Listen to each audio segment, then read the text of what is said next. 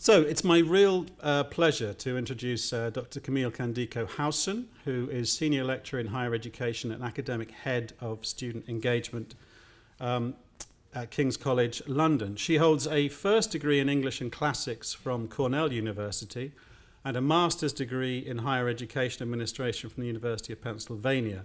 She was awarded her PhD by Indiana University in 2007, and her thesis was called Student Engagement in Canada and the US in an Era of Globalization. Before taking up post in Indiana, she was a project associate working on the US National Survey of Student Engagement. From an impressive list of publications, this one from the International Handbook of Teaching and Learning from 2014 caught my eye. Feedback to and from students, building an ethos of student and staff engagement in teaching and learning. Ladies and gentlemen, Dr. Howson.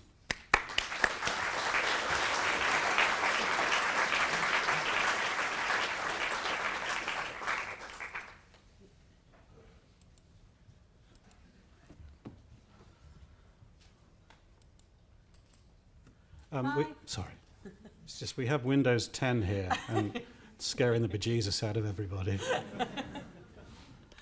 Hi, welcome. It's amazing to see so many faces. So, this is a brilliant commitment to teaching and learning to have so many people at this day. So what I would like to do today is briefly touch on a few key topics. I'm going to reference some reports that I will just kind of gloss over, and you can find all of them online if you want to learn a bit more in depth. But I thought I'd give you a taste of a few things. So what I want to do is kick off by doing a bit of an introduction around student engagement. What do we mean by student engagement? Some of the terminology can be confusing. Talk about a basis in student expectations. Where are they starting from? What are they hoping to get?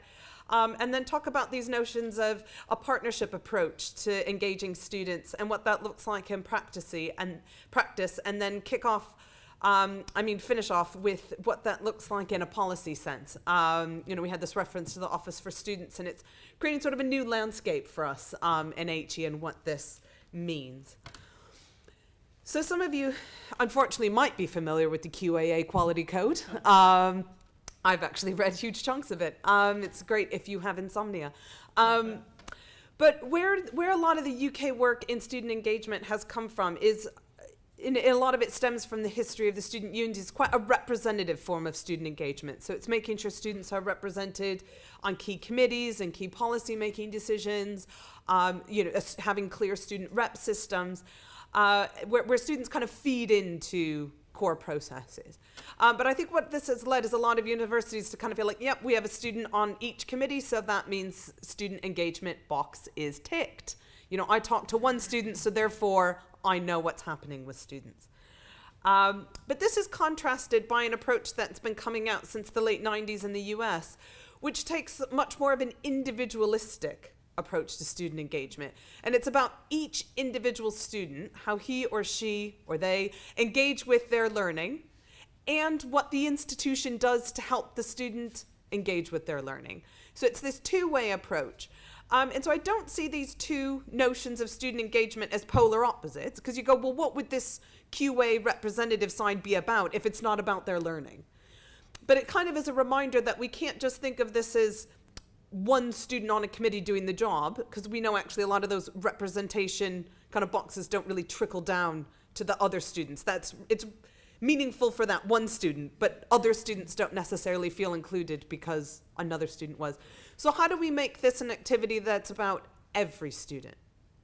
And thinking that we both actually, this isn't just something done for students. This isn't sort of done in, we're a company and this is the service we're offering you, but also how do you induce in students, you have a responsibility, not just to turn up, but to engage, to participate. And that's what I think really makes that spirit of what a university is come alive. And I think the OFS is in danger of sort of pushing this, sort of corporate model on some of us. And it's up to universities to push back and say, actually, no, we need to hold our students responsible as well.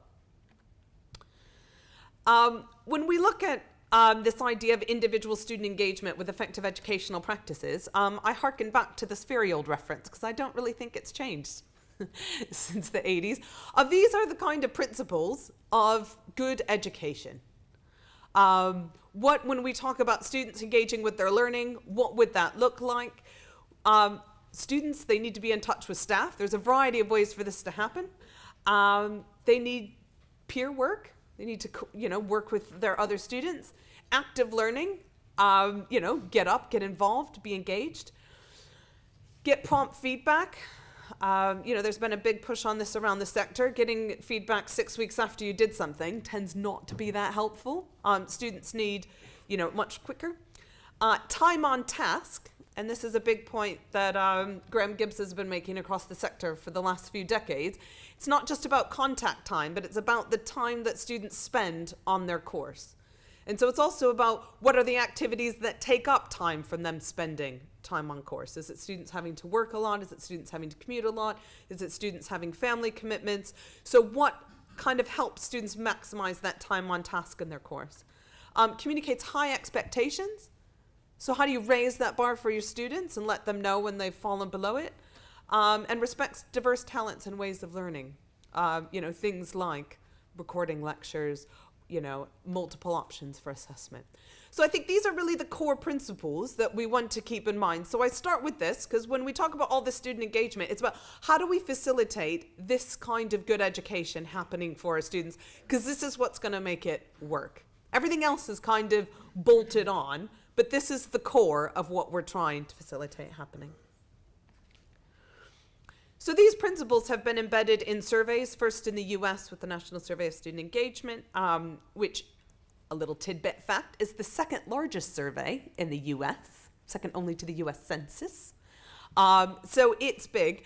They instituted a version in lots of other countries, including the UK, but because of the dominance of the NSS, it hasn't had quite the same traction. So the UK engagement survey is run by the HEA.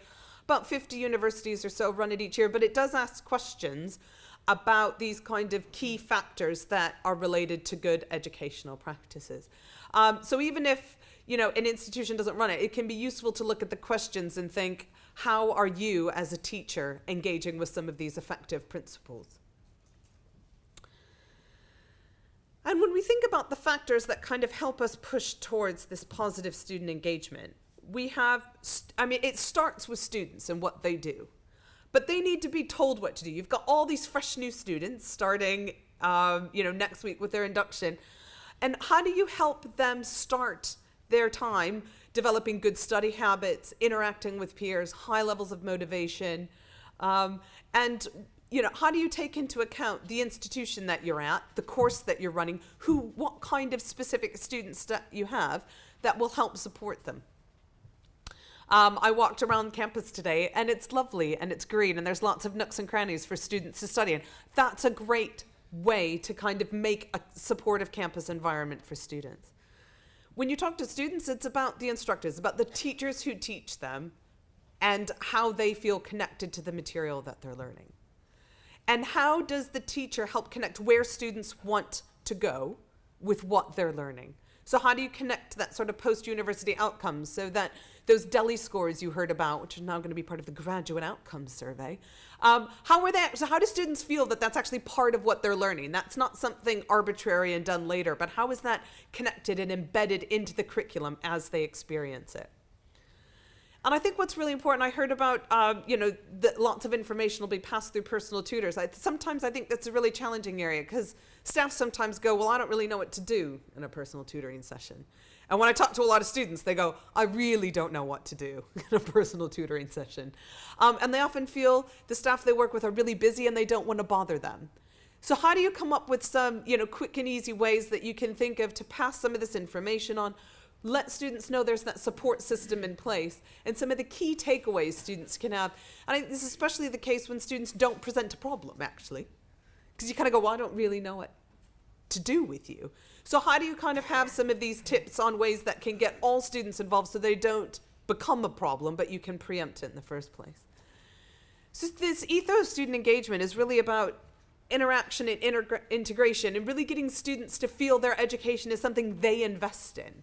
That they have, clear opportunities and ways to be part of it, and that it's about them stepping up, and students working together. It's not just about what the institution does or provide to them.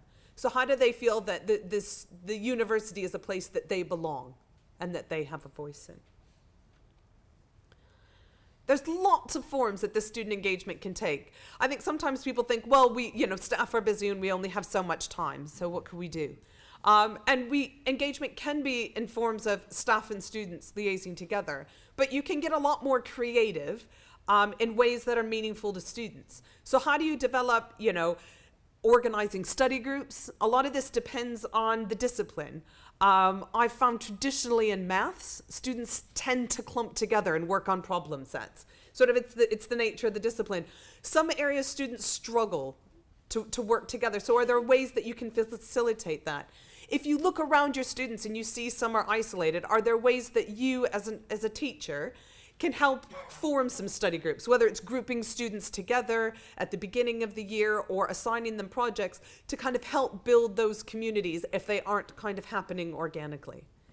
The student with the community. This is a great way for students to kind of bring their life from outside into the university. So are there, local charities and projects that can be linked in to, activities students are doing? Are there, spaces in the university that students might be using that you actively collaborate with? Are there certain areas where students live, that you could help them connect so that they could do these study groups that might not be on campus, they might be in other places?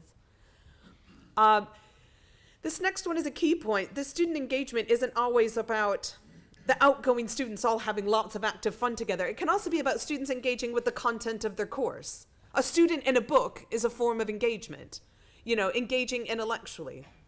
So this isn't sort of pushing a sort of behavioral, extrovert-based form of engagement. It can say there's lots of ways that you can engage. You can engage very deeply with a text or a play or an audio set. It's about a student being involved in relating their personal desires for their education with the kind of content from their discipline. Also with the process of learning, how do you get students to think more creatively? One of the methods that I've used a lot in my teaching is concept mapping. Some people hate it, some people love it. It really opens minds for some students when they're trying to connect different areas they're working on. And it's about what I always like to think of as your kind of pedagogical toolbox. How do you have lots of things that can provide lots of different processes to help students learn? I love to hear that you're really pushing for the lecture capture and recording, because what we found throughout a number of studies is students use lecture capture in all sorts of ways that you don't anticipate. There are some of the obvious sort of inclusive principles, which are great as a baseline as to why you should do it. But loads of students find it really helpful to play back lectures again. And I found lots of students who play them back at like double speed because they go, I just kind of want to hear it again, but I don't want to spend that much time. Or some students, often if English isn't their first language, who play it back at half speed. I'm a fast talker, and I apologize for that. So some people, find, I want to hear that again, but at a slower pace, and maybe they'll put it on in the background just to pick it up again. So it's amazing that when you provide something as a tool, but still encourage students to attend, they can use that as a resource in all sorts of ways to help them facilitate their learning. And students with mentors, buddy schemes, mentorship schemes. At King's, in one of our faculties, we set up, our staff had large personal tutor groups. So what they did was sort of create a family of year 1, 2, and 3 students within a personal tutor, and created that as like each year they would have their kind of personal tutor family. So it would be like John and his students. And so that the third years had a natural way to kind of give advice to the first years.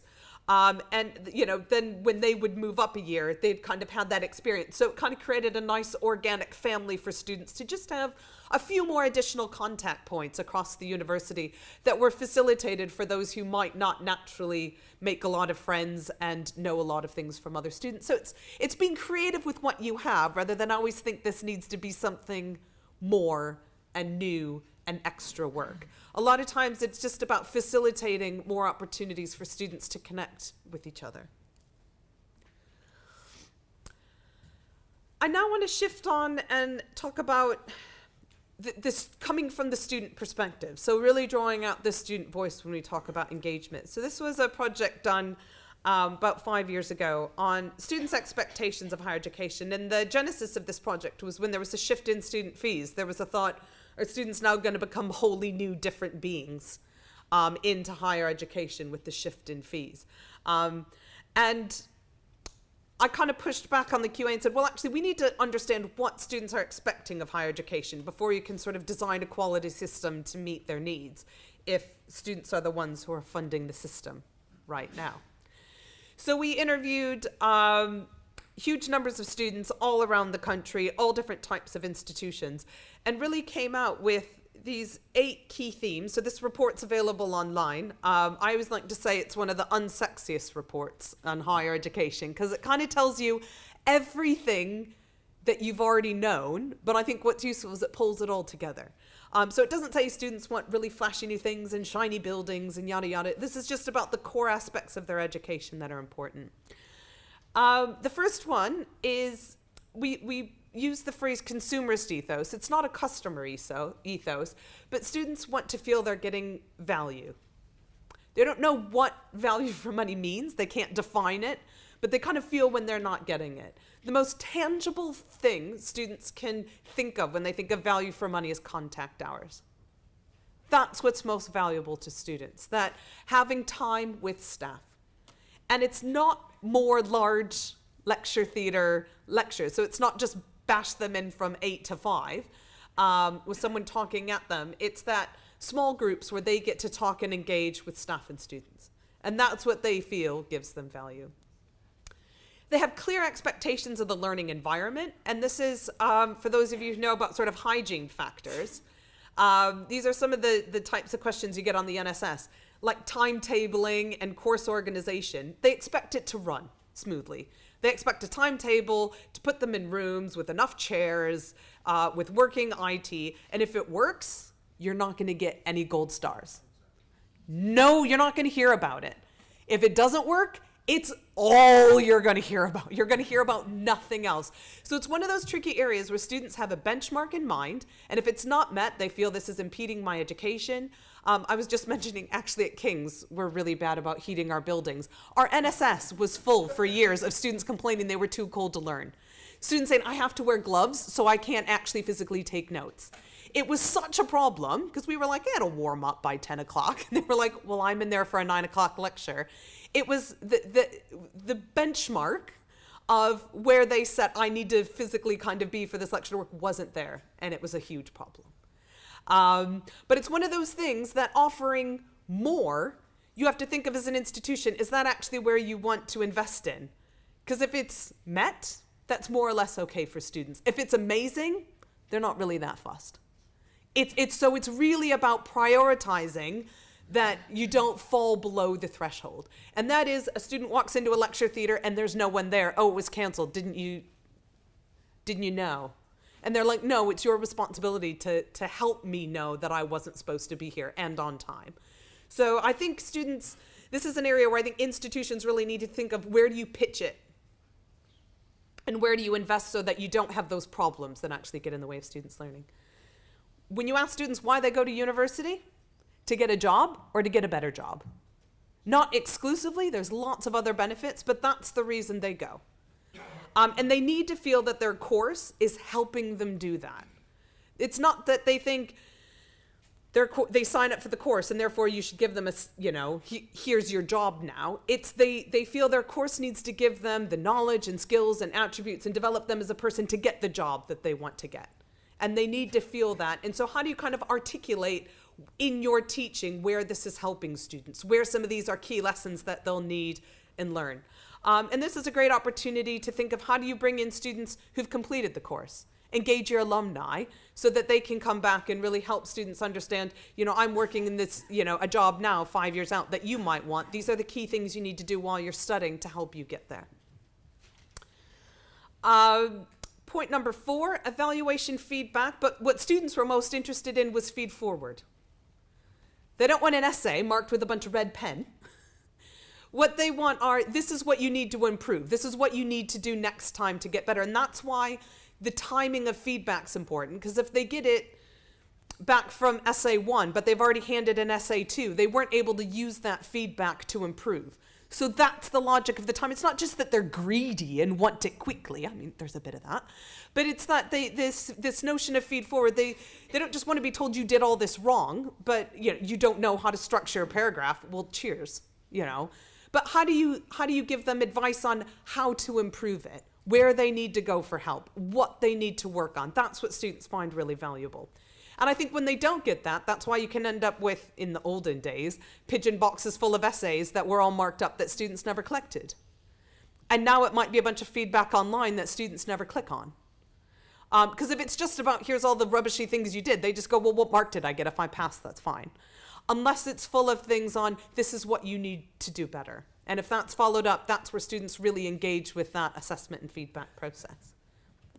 With staff, do you want to know what's most important to students? Being friendly. Being nice. I mean, it sounds stupid, but it's being nice. Yes, you need to know your content and be knowledgeable, and that was up there, but it was the approach you gave. And I mean, across talking to hundreds of students, what was amazing was they go, it's really obvious when a teacher doesn't want you to talk to them. And, I heard so many people referenced, Professor so-and-so or Richard's always very clear. And it's the little subtle signals that you give. Do you come in, 1 minute before your lecture starts and run in, busily load your slides and then talk and then dash out? And that very much shuts the conversation down. If you arrive, 5-10 minutes early, welcome students, present a nice face, they know, oh, you're someone to talk to. Is your door shut with lots of paper behind the little glass bit so that they can't actually see if you're in there? And you go, well, you were welcome to come in. I mean, you could have awkwardly knocked on my door and maybe after a minute or two I would have grunted at you. And then you could have come in. So students know, and and I think one thing that's important as an institution is they gravitate to the staff who are welcoming. And that puts a lot more burden on them, so we know this works. But how are staff sort of acknowledged and rewarded, and that bit of work spread out amongst people so that you do get staff do get that. And some students kind of said, we know every lecture is not going to be a TED Talk, although it'd be kind of nice if they were. But I think a lot of students are surprised by what they get. So what I heard, what really struck me is they go, we know a really bad teacher when we experience it. And we want to have ways for the institution to do something about it. Now, what they told me as a researcher was, why can't you fire them? I was like, well, one, I don't work here. And two, we know that's not really how HR processes work. But students go, we all took a class and everyone said the teacher was awful. And the next term, that same person was up doing exactly the same thing. Why is that happening? And that's what gets students really upset. So they want to know that there's mechanisms for, when we talk about the student voice, that if they say something, there's kind of a clear process about what's going to happen. And they all said, yeah, I mean, there's not great teaching, and we'll kind of accept that. But really bad teaching, they want to feel that the institution's doing something about it. I'm sure none of you here. This is all at other places. An interesting one that I hadn't expected was this notion, equity of opportunity. And this was, students wanted things to be able to be tailored for them, choose assignments, have some flexibility, their personal circumstances taken into account. But there was a tipping point. At one institution, we talked to a number of students in a course, and they said, it seems like more than half the students got an extension on their essay. And that started to feel like it was too much. And I was, and students were like, well, I turned mine in on time, but no one else did. And that seems unfair to me. So although that was kind of accommodating lots of other students who had lots of other needs, they'd tipped that balance and it no longer seemed fair. So although we know life's not fair and society is not fair, students want the institution that from when you start, everyone's got the same shot, the same chance. And that's a lot where we need to think about inclusive curricula, respecting diversity, so that students do actually have a fair shot. And I think there's going to be a lot more coming down in a policy sense on attainment gaps. And how do you think of that as starting from when students are, when you get your students, they're at different starting points. But it's your job as an institution to not make those gaps get bigger, but to actively do things to shrink them down. Students had interesting thoughts about the community engagement and belonging. And a point that I think really struck me was students are adults and they didn't want the institution to dictate how they engaged. They wanted lots of opportunities and they wanted to choose how they participated. And they wanted that sense of they didn't want to be forced into things. And they didn't want lots of top-down kind of, you have to come here and participate in the jamboree, for example. They wanted lots of things on offer and then it to be up to them. But they definitely had this sense that university was their choice and they wanted to have autonomy in how they participated. And on the last point, the transition to higher education, I heard some great examples of proactive transition, and this meant a lot to students. So I think the kind of, this is what we do at King's, is we rent out like the Barbican Hall, and we put like 6,000 stalls up, and students can walk through and get completely bombarded with like leaflets and free pens. And students go, we actually don't want that. That's too much. What they liked was an institution kind of taking a proactive stance. This is actually from a for-profit provider. They rang up each student 2 weeks before the start of term. Hi, Sarah. I see you're starting our business course. We're really excited that you're here. Do you have any questions? And students said it really showed they cared. I mean, this is a great way to kind of, students who might arrive on campus early want to make a few extra bucks on the side, engaging alumni to call students. It's not that you had to have the most knowledgeable person in the world on the end of the phone. You go, oh, all right, you have a question about accommodation? Here's the phone number, or I can link you through. But students just said, it really showed that they cared about me. And I was like, well, I don't know if they cared about you. This could have been a call center in Lord knows where. But to a student, it really gave the perception that the institution was excited for them as an individual to come. And it was about this sense of, oh, we saw that you've participated in this. Do you know we have a theater program that you could do even if you're not a theater major, for example? Did you know some of these extracurricular activities and facilitating students finding things rather than saying, didn't you find the arcane, really complicated website that has all the opportunities on it that you were supposed to understand and be able to click through? So it's kind of how you help students get to higher education. So I think these are some of the key things that this is from a student's perspective on what makes their education work for them. So if you think about student engagement and student voice, how do you facilitate these activities happening? And so, I'd like you to think about that. This report's available online with a bit more detail on all of this if you want to have a look. And you can certainly contact me to go through any of this. But I really liked this. And we had students make concept maps. And this touches really nicely on the point that was made earlier when you were talking with Penny. And this is kind of typical for a student who's living on campus, that if you look at the section on this map devoted to education, it's small. It's about what, maybe half, a quarter? So there's all this other stuff going on in the student's life. So when we think, oh, you're a student, we might think as people working in university that should be everything. And for a student, that's only a small bit of what's going on. And I would say for students who are not on-campus students, you're kind of 18-year-old, that accommodation box was just shifted with my, family and life commitments. So this was a typical map, more or less, of a lot of students, but with that box either being accommodation, and I learned how to work a laundry machine for the first time, and, I learned how to cook a chicken, with I've got childcare and a spouse and lots of other things at home to take care of, and my part-time job. All students have money worries. The social side, who do I know? Who do I connect with? How is this part of my learning?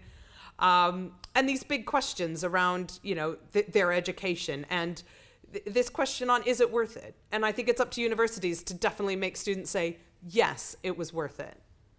And this is how we're going to pull that out. And so I would say this culture of engagement, students start university so eager, and you really need to build on that, but it really needs to be led by staff, especially at the beginning, to help students know how you set the tone for how they're going to engage, from the very beginning. They're a bit of a blank page when they first come. They don't know what to expect. I had so many students ask me, could you just make like a YouTube video of like going to university that just tells us like what we're supposed to do? which is still on my, the bottom of my list of things to do. But you can see students had this desire. They don't really know what going to university means in a practical sense. And so they're waiting for the university to help show them what it means to go to university. So this kind of, engaging with students, understanding what's happening with them, these kind of feedback loops, it's really an ethos that an institution can do. And it needs to be not kind of one-off or tacked onto things, but, kind of an active ongoing cycle. And that students understand there's lots of ways that they can give their opinion, give their feedback. Some are more formal, module evaluations. Some would be informal, having a chat in a hallway. But that all of this feeds into a culture of, the institution working with students.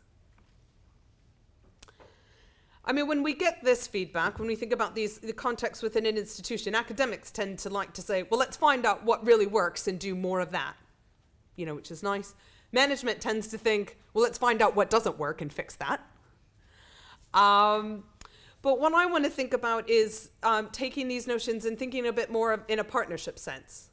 So student-led can be a bit difficult because students often can't imagine a kind of what things would look like other than commenting on what they've experienced. They haven't, studied elsewhere, for example. So if we take this kind of partnership notion, what do we mean by that? And it's really about making students, understand they're part of mature relationships, in working with their staff. And that this is both informal and in the classroom, which kind of takes that individualistic approach to student engagement.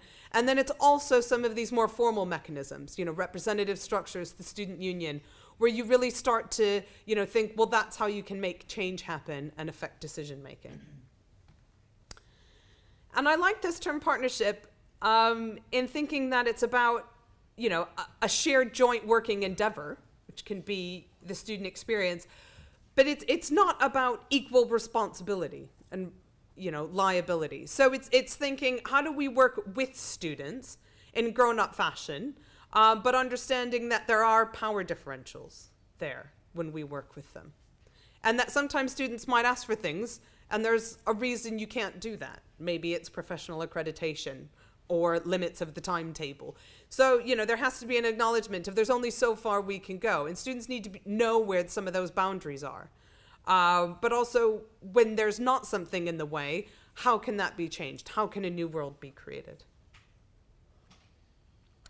And when we think about putting this in practice, I'm just briefly going to talk about a project where when we did our academic development course, we piloted bringing students into that development. So kind of students as expert teaching and learning developers.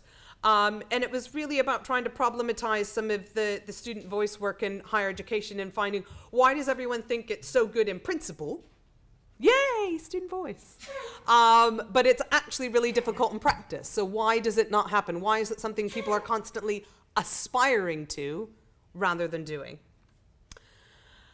And it really comes from this ethos that students actually do have, areas of expertise and an ability to contribute something to their educational experience, and that it's not just teachers know all this and know everything there is to give to students, and students are just there to be the kind of filled empty vessel. So again, concept maps, I really like them for research. So this was in interviewing a new lecturer who just started teaching, asking about how the student voice was represented within the institution. And in her perspective, I circled and read on top of her map, do students want to give their opinion?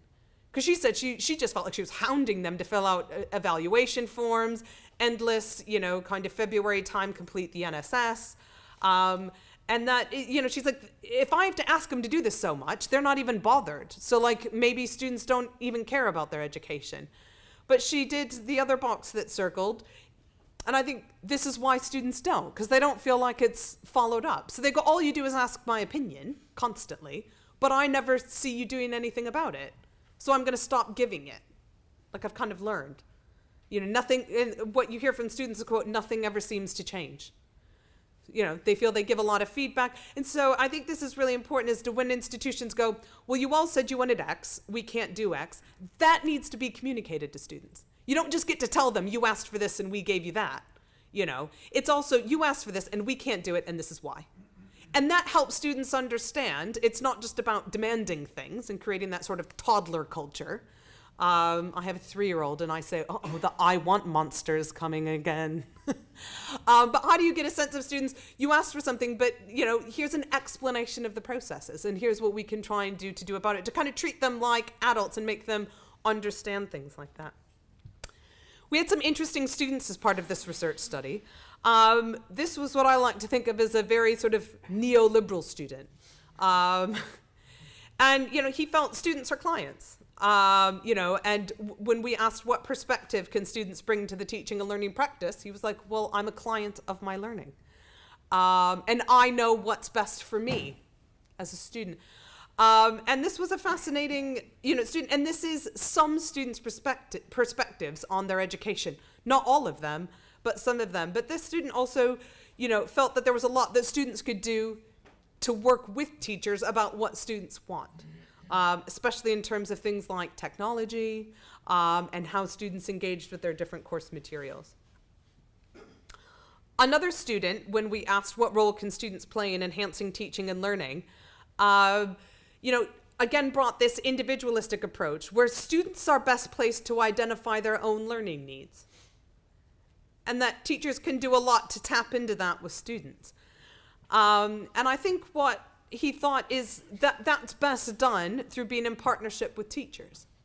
For teachers to understand what students are trying to get out of the course, what they're hoping to learn, what that module, why they signed up for it. Why they signed up to this course, what is their aim, which is probably different than why you teach the course, as to why they wanted to do a degree in it. But I think this student rightfully points out, when you do some of this partnership work, it reduces the notion of the teacher as the expert. And I think that's the key as to why this doesn't happen as much as we would like it to, because it's about bringing a sense of vulnerability as a teacher, saying, I actually don't know everything. There's some things that you as students know that I don't know, and we need to work together to a mutually agreed aim.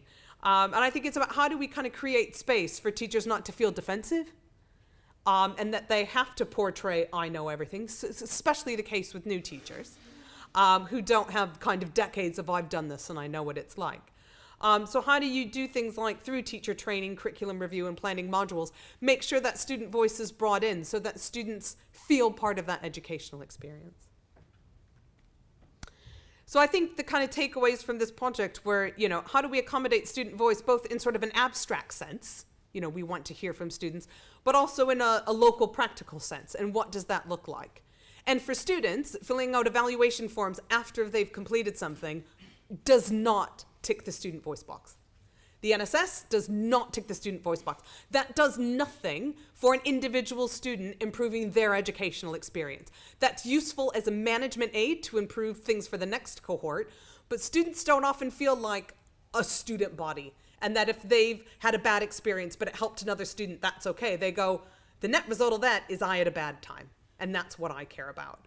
So we need to think of ways, how do you capture feedback as it goes along? So things like after the first 3 weeks, get some of the highs and lows that aren't working. When we've done that, you know what a lot of students said? Oh, sorry, I actually couldn't hear you when you were speaking into the microphone. And you go, so if you hadn't asked that question, you would have gone the full 12 weeks of students just actually not being able to hear you, but you wouldn't have ever had a way to pick that up.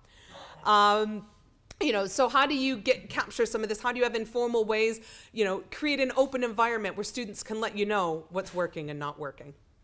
How can we engage students in things like development, but not just create junior academic developers? How do we kind of keep that fresh perspective? And how do we develop partnerships, keeping in mind some of these power differentials? And I'm just going to finish off by touching very briefly on some of the key policy things. In 2017, we got these new student voice questions in the NSS. They're not part of the TEF, so they don't get that much attention. But some universities were quite shocked by just how badly they rated on these compared to what a lot of things they thought were core business.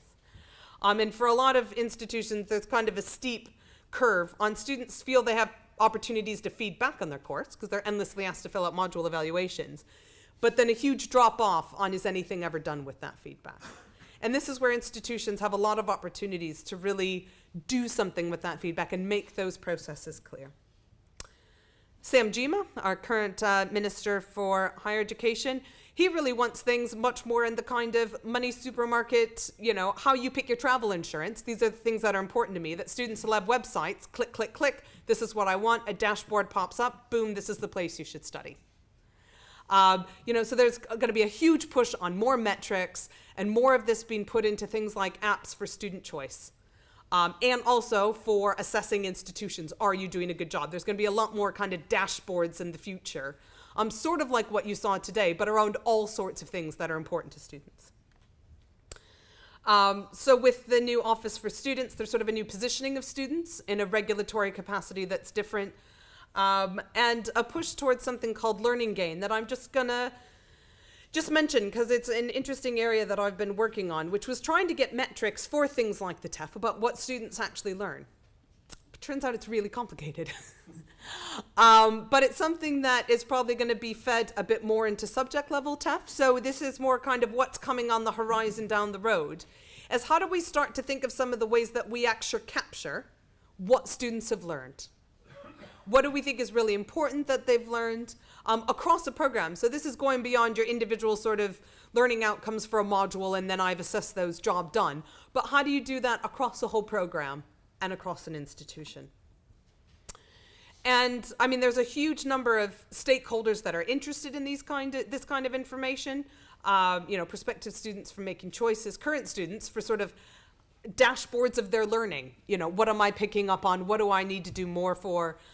Teachers, institutions, but then also the government in terms of things like these market indicators to kind of say, is this a university heading in the right direction, or are they kind of not offering students what they need? And a lot of this pulls in things like what information is used in learner analytics to help students support as they go through.